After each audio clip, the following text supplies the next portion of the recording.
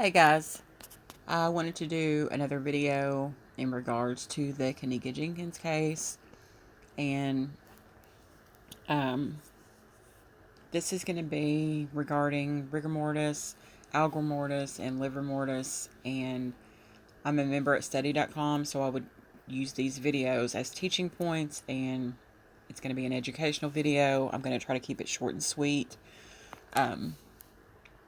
But there's been a lot of discussion about rigor mortis and, was her body moved from place to place to try to slow that down, because that ultimately tells the time of death.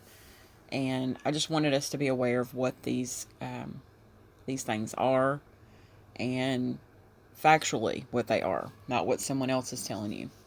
I apologize in advance for the cat if you hear it, if it decides to come through here. It's very obnoxious. She's in heat, and she's going to let the world know. But anywho, I'm going to go ahead and play the first video, which is very short.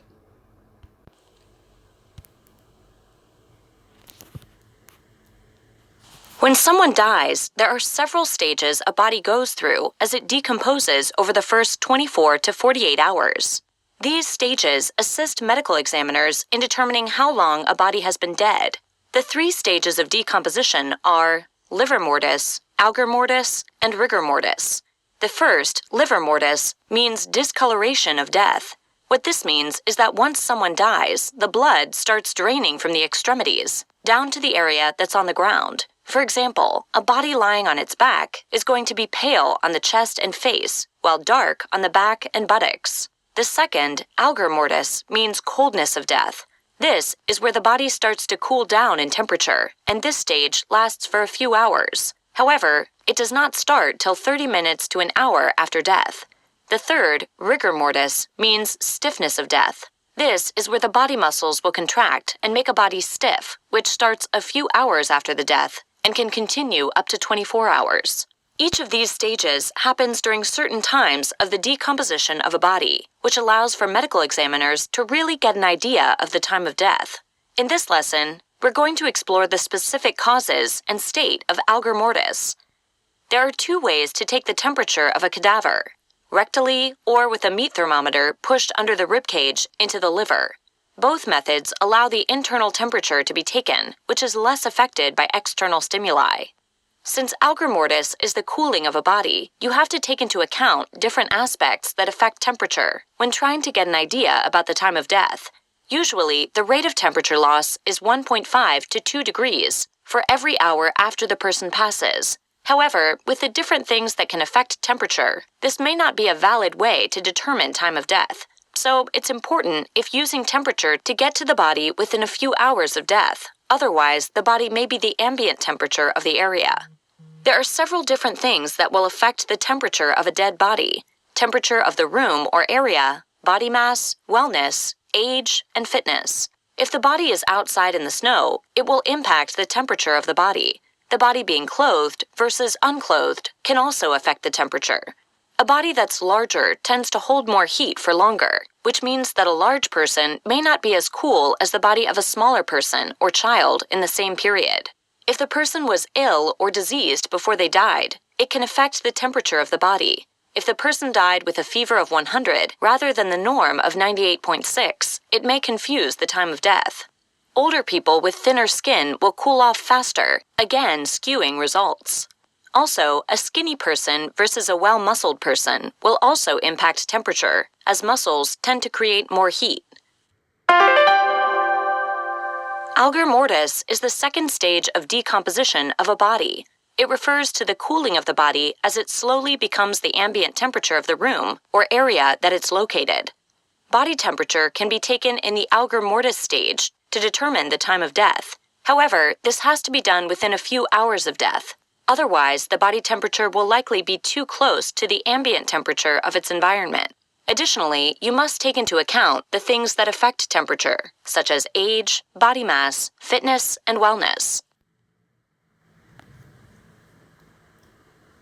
I'm going to go right on into the, excuse me.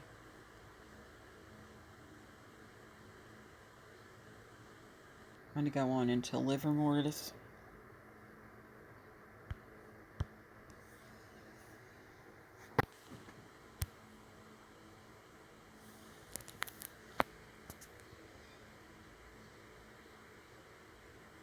When one is assessing time of death, there are 3 stages of decomposition to look for. Each stage shows different traits in the body, which allows for better judgments about when a person died. The 3 stages are Livor Mortis. Livor Mortis, which we'll examine in more depth in this lesson, means color of death. This refers to the beginning stage of decomposition, where blood pools in the lower extremities. Algor Mortis. This stage means coldness of death and refers to the temperature that can be taken to determine time of death up until the body matches the ambient temperature of the room. Rigor Mortis. This means stiffness of death and refers to how the muscles will contract and tighten for 24 to 48 hours after death. Each stage has different external stimuli that can affect the standard look of a body during that stage, as well as internal and physical issues, which we'll discuss next. Hypostasis, or Livor Mortis, is the stage where the heart stops pumping blood through the system. As a result, blood starts to leave the extremities and pools at the lowest point of the body. Another name for this is postmortem stain. For example, a body that's hanging in the air by the neck will have blood pooled in the legs and feet, as well as in the earlobes and fingertips, since the blood cannot migrate up past those extremities.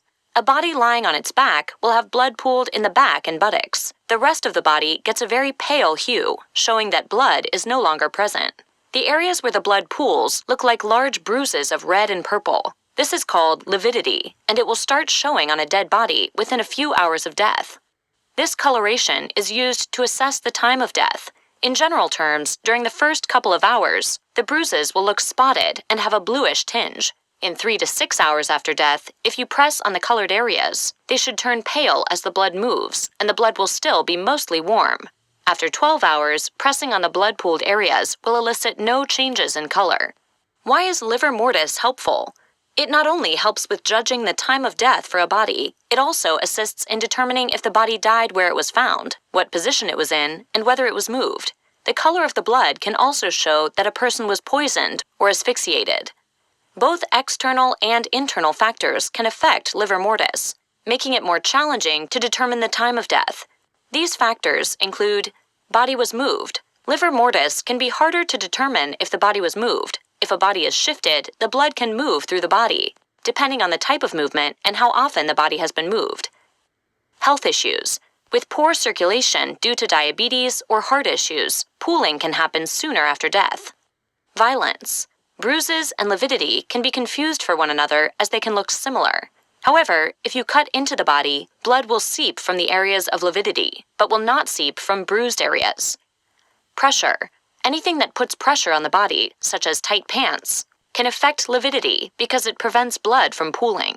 Asphyxia, i.e. a lack of oxygen, will accelerate the blood pooling, so it skews the time of death. Another issue to keep in mind is the color of the staining of the body.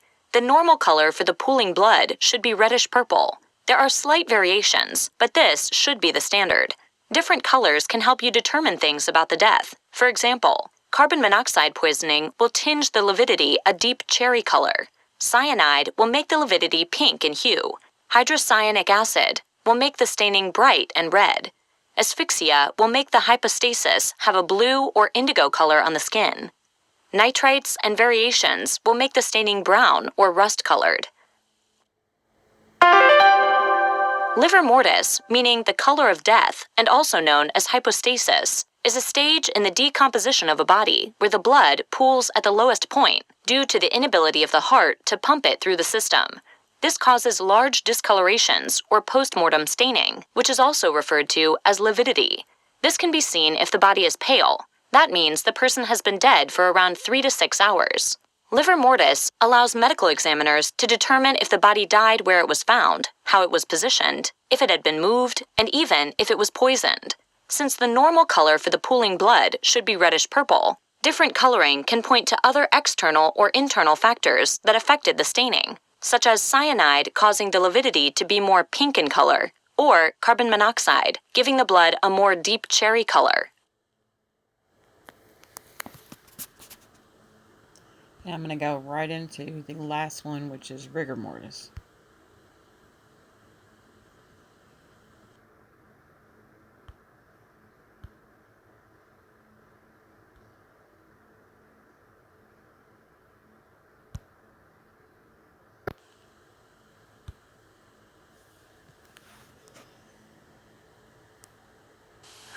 mortis is the medical term that is used to describe the hardening of body muscles after death. It's the result of the body's loss of adenosine triphosphate, or ATP, which is a substance that gives energy to the muscles. Rigor mortis is a valuable tool to any death investigation since it can narrow down the time frame of death.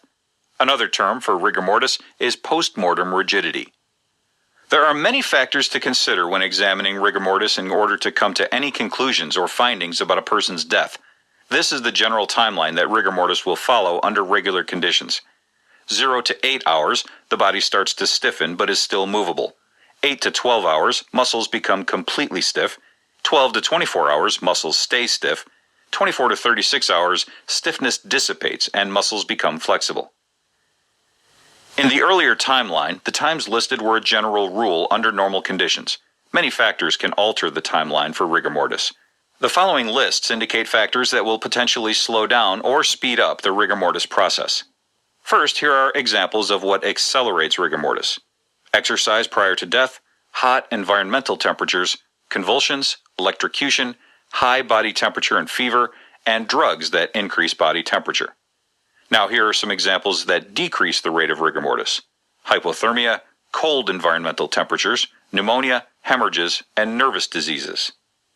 According to the Medico-Legal Death Investigators Training Manual, there are 6 stages of rigor mortis in humans. Their stages are 1. Absent, 2. Minimal, 3. Moderate, 4. Advanced, 5. Complete, and 6. Passed.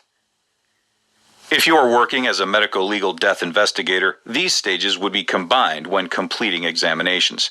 The 4 combined stages used in the field are 1. Absent, 2. Present, a combination of minimal and moderate, 3. Complete, a combination of advanced and complete, and 4. Passed.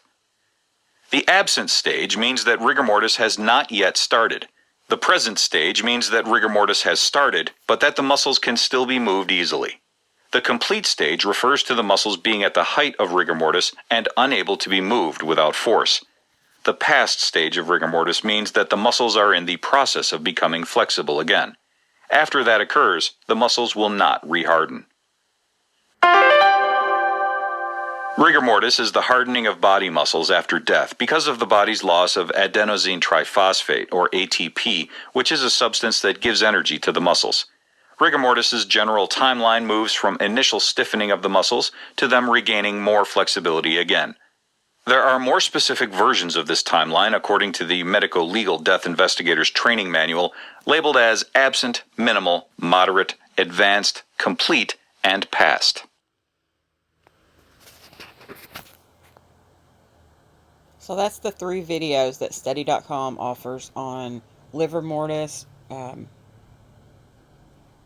Rigor Mortis, and Algor Mortis. I was just making sure they didn't have any more on here.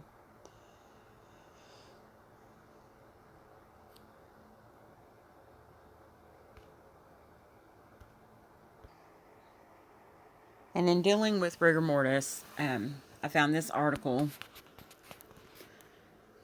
It's on the International Journal of Applied and Basic Medical Research.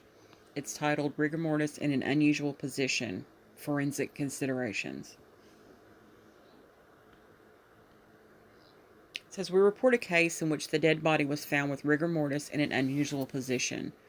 The dead body was lying on its back with limbs raised, defying gravity. Direction of the salivary stains on the face was also defying the gravity. We opine that the scene of occurrence of crime is unlikely to be the final place where the dead body was found. The clues were revealing a homicidal offense and an attempt to destroy the evidence. The forensic use of rigor mortis in an unusual position is in furthering the investigations and the scientific confirmation of 2 facts. The scene of death occurrence is different from the scene of disposal of dead body, and time gap between the 2 places. Talks about rigor mortis, the post-mortem change resulting in the stiffening of the body muscles due to chemical changes. It helps in estimating the time since death, as well as to ascertain if the body has been moved after death. Position of the body in which the rigor mortis is established is indicative of the position of the body at the time of death. unless the position is disturbed by external forces of putrefaction.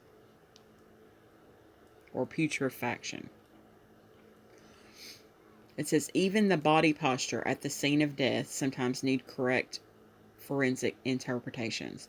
A dead body without decomposition, lying on its back with limbs raised in the air, indicates that the body reached full rigidity elsewhere. Experienced forensic pathologists invariably have seen rigor mortis in unusual positions, but there are few descriptions of it in the forensic literature. It is rare to find a dead body in an unusual position far away from the scene of occurrence of crime. We report this case where the dead body was lying on its back with raised limbs defying the gravity due to rigor mortis. And then it goes into the autopsy. It's an unknown female aged about 25 years old. Unknown history, but suspicion of murder. Autopsy was carried out about after 3 hours from the time of finding the dead body in an isolated place at the suburbs of Bangalore, India. The body was found in an unusual position at about 7 a.m. when the temperatures at that place ranged between 21 degrees Celsius and 27 degrees Celsius in the past 6 hours. They found rigor well established all over the body in an unusual position, as seen in the photographs taken at the scene where the dead body was found. Post-mortem hypostasis was found to be fixed on the back of the trunk of the dead body. No signs of decomposition. A horizontal ligature mark was seen completely encircling the neck. Contusions were present on the either sides in and around the muscles. No other injuries were noted elsewhere on the body. Autopsy findings were consistent with a death due to ligature strangulation. Time since death was estimated between 8 and 12 hours. Investigations in this case had not proceeded further because the victim was unidentified. Police provided with photographs of the scene, the dead body in unusual position. And I'm not going to zoom in on that, but you can see the face is covered, but it's just showing the body in the unusual position. And in photograph 2, you can see the salivary stains. Although her head is facing one way, the salivary stains are on the other side of her face, which is a telltale sign that she wasn't in this position. It says that she was located on open ground with a flat surface. Head and trunk of the victim were resting on the back with the face slightly tilted toward the right. Right upper limb, flexion at elbow and wrist, rested on the ground. Left upper limb flexed at shoulder and elbow, and the left lower limb flexed at hip and knee, lied raised from the ground level and were up high because of what appears as the feet being grasped by the hand. The right leg, which is flexed at knee and hip and knee, lied elevated from the ground level, defying the gravity. And it says, clues after considering the photographs. The scene of occurrence of death is unlikely to be the place where the dead body was found. The victim's dead body was disposed of after positioning in an unusual way. The dead body must have reached the final place after about 2 hours to a maximum of 6 hours after death. This death is homicidal in nature. It says it's uncommon for a medical expert to be visiting the scene of the crime. And that's in India. Most of the information gathered by the autopsy surgeon prior to autopsy is by the police. There are rare situations where the police will request the forensic experts to visit the scene of death. There is also practice of providing photographs of the scene of death whenever necessary to the autopsy surgeon, as was done in this case. The usual position after death is that of the supine position. The decedent's unusual posture after death, although could be seen in some cases, could contribute to several findings such as unusual post-mortem staining. Rigor mortis develops in the body after death in whatever position the body is present during its onset. Rigor mortis is a post-mortem change which is better appreciated by touch than by seeing the photographs, usually measured manually by attempting to flex or extend each joint during autopsy. Follows primary relaxation of the muscles. It's easily possible to change the position of body parts during this period, after which the position remains stable till the rigor mortis disappears. If the position of the dead body during the primary relaxation is unusual with flexion at some major joints, it will remain rigidly in the same position during the stage of rigor mortis. If the rigor mortis is well-established stage, the flexed limbs continue to stay flexed and will defy gravity even when the support beneath them is missing. It says stiffness due to rigor mortis can be differentiated from stiffness due to putrefaction. Dead bodies with moderate or advanced putrefaction will no longer have rigor mortis. The clue about the scene of death.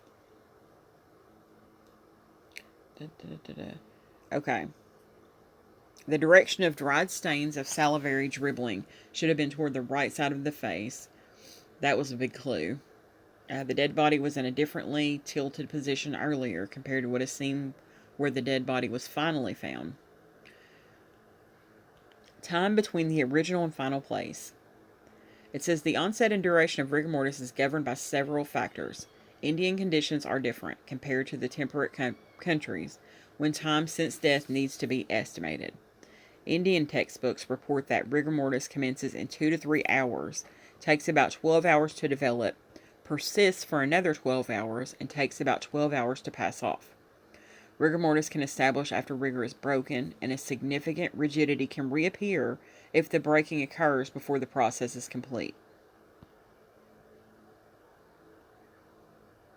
And then it says, we suggested that the manner of death in most of its probabilities is homicidal in nature. First justification is the cause of death being ligature strangulation, which is usually homicidal in nature. Finally, there is the evidence of covering up of this incident by disposing the dead body at a far and lonely place. Deaths other than those due to homicide are less likely to be covered up by the visitors.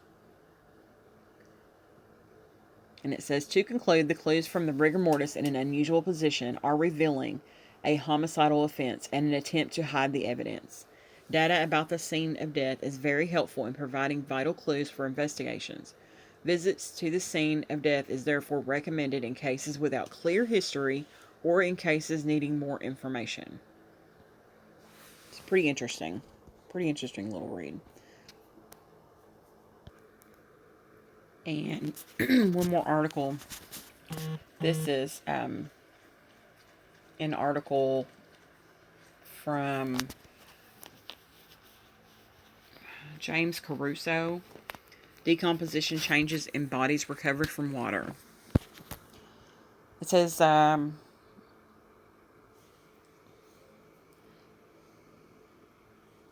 see, where did I want to start this? Decomposition in a wet environment differs from that in other settings, both in the changes that occur and the rate at which they occur. It is essential that the forensic pathologist or medico-legal death investigator recognize and appreciate the uniqueness of immersed and submerged remains. And if you think about Kanika Jenkins, you know that her hair had been wet. Was it from sweat? We don't know. Was it from being in the pool? We don't know. We have a letter to go on that kind of lines up with what all's happened so far. But this just talks about, not going to get into that. This is just talking about how the body would have progressed through these stages, and had it been moved, it's all very interesting. The typical decomposition changes proceed more slowly in the water, primarily due to cooler temperatures, and also it slows because she's also in the freezer now. It says once a body is removed from the water, it can be accelerated, but if she was taken from the pool to the freezer, it's still going to slow it down. It says postmortem changes are not only affected by water temperature, but also by current as well as obstacles and structures, both man and natural made, that may interact with the remains.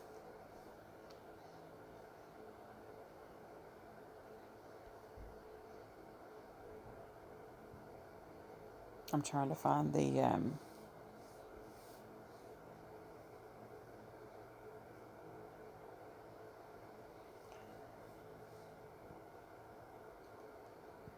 what I'm looking for.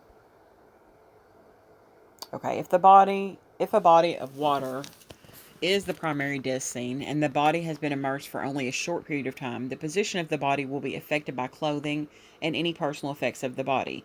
If the individual has drowned, typically the body will initially submerge and assume what has been called the drowning position. This is where the anterior aspect of the individual faces the bottom of the body of water and the extremities and head hang downward toward the bottom, while the individual's back is toward the surface. We all know that position from movies, at least.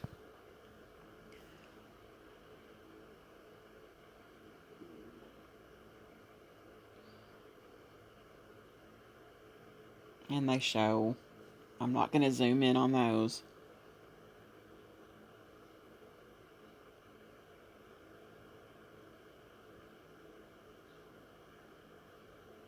It says perhaps the most well-known external change that immersion in liquid has on the body is wrinkling on the skin, particularly involving the hands and feet. Traditionally, this has been called washerwoman's hands or washerwoman's changes, though a better designation on the autopsy report would be cutaneous changes of immersion. You know, where your hands get wrinkled from being in the water. It says drowning victims frequently have fluid collections in the pleural cavities at autopsy, regardless of the postmortem interval. We're not saying that she drowned here. I'm just saying that, per that letter, she was in the pool. And there was obviously something going on in the pool because everyone's looking on the surveillance towards the pool area. There are no cameras in the pool area. That's another big red flag. So, what happened down there, we don't know. But this is just a really interesting article on a body that's been submerged in water that has passed away. And that's really all I have on the 3 changes the body goes through after it's deceased. The temperature, the color, and then the stiffness. So, I have a couple of more videos. I just tried not to do it in one big video and make it extremely boring. So, anywho, this is just kind of the gist of those things. Have a good day.